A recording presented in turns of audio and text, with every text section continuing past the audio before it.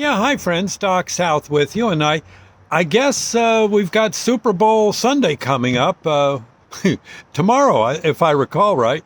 Yeah, okay, tomorrow, and this being Saturday, the all the pregame stuffs and the hype is rolling like crazy, and well, it's something that people really do enjoy, and I have an interesting Super Bowl story. Yes, I do. I think this is somewhere in my video library, but darned if I can find it. So I figured I'll just do it over again as best I can. I think it would have been Super Bowl 79, or it may have been the one for 78, done in early 1979. And I was recently divorced and really, really feeling low. As most anyone who's gone through a divorce, well, that's just how it is. It's no picnic. I don't wish it on anyone. Tell you the truth, it's tough, and it was as much my fault as anyone's that we were divorced. And what are you going to do? I was living down in North Carolina, city of Wilson, and pretty much had a little bungalow. Wasn't very big, but it was enough. Furnished, that kind of thing. And I don't know. I was really, like I said, just kind of trying to get my life back together and not doing too darn good a job of it.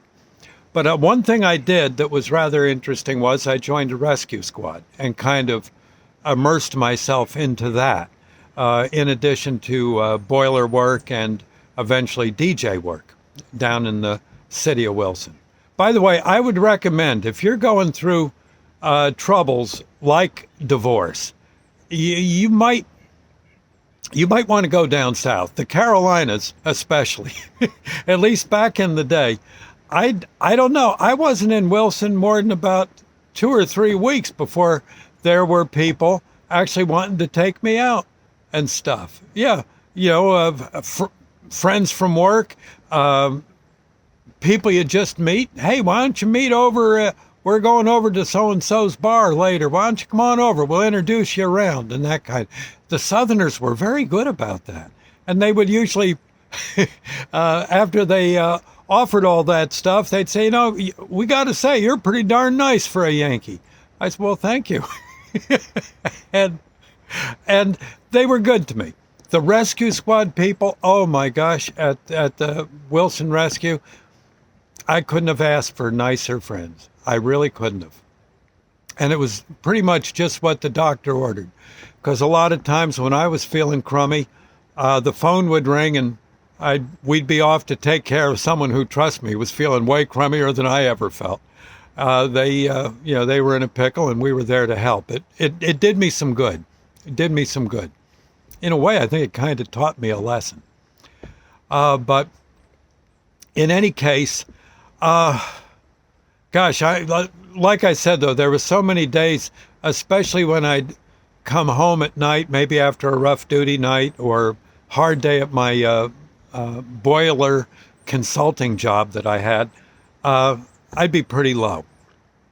And and of course, Super Bowl Sunday was coming up, and I didn't even have a TV. No, didn't even have a TV. Just wasn't going to happen. I'd have had to steal it. Right. It's true. And I wasn't about to do that.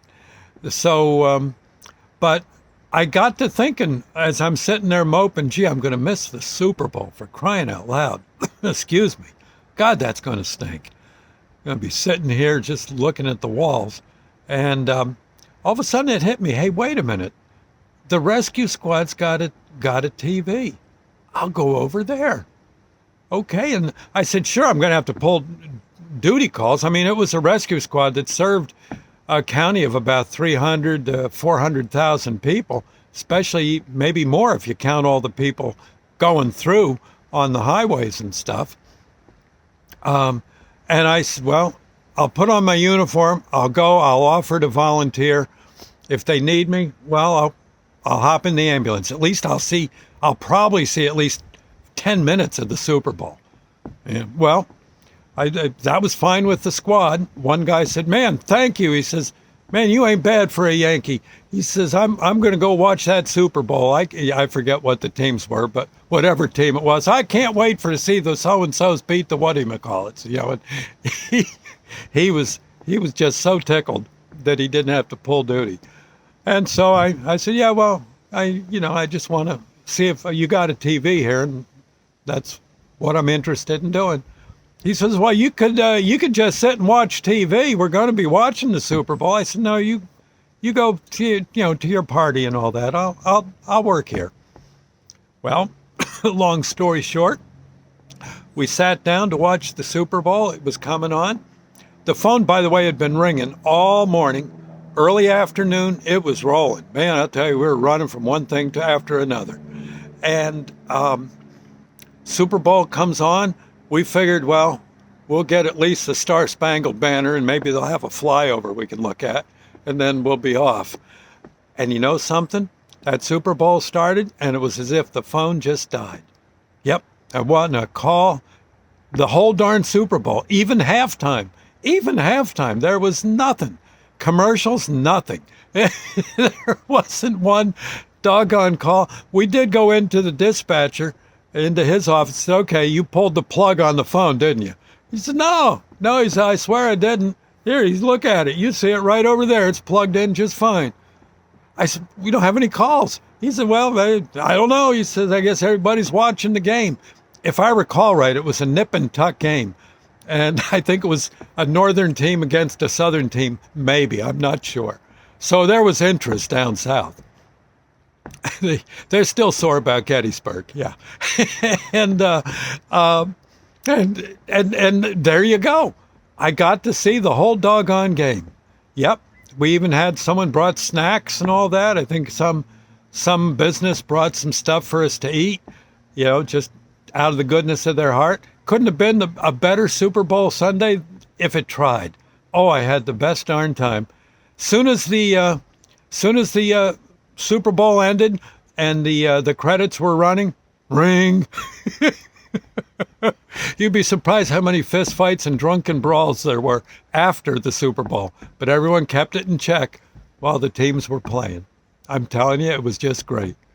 And that's absolutely, I swear to God, true. So I guess if you don't want people to get sick and hurt and be in auto wrecks, you got to have a Super Bowl every week.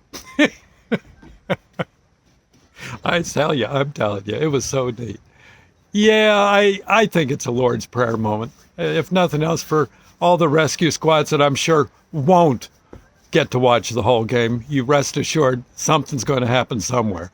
Our Father who art in heaven, hallowed be thy name. Thy kingdom come, thy will be done on earth as it is in heaven. Give us this day our daily bread, and forgive us our trespasses, as we forgive those who trespass against us. Lead us not into temptation, but deliver us from evil.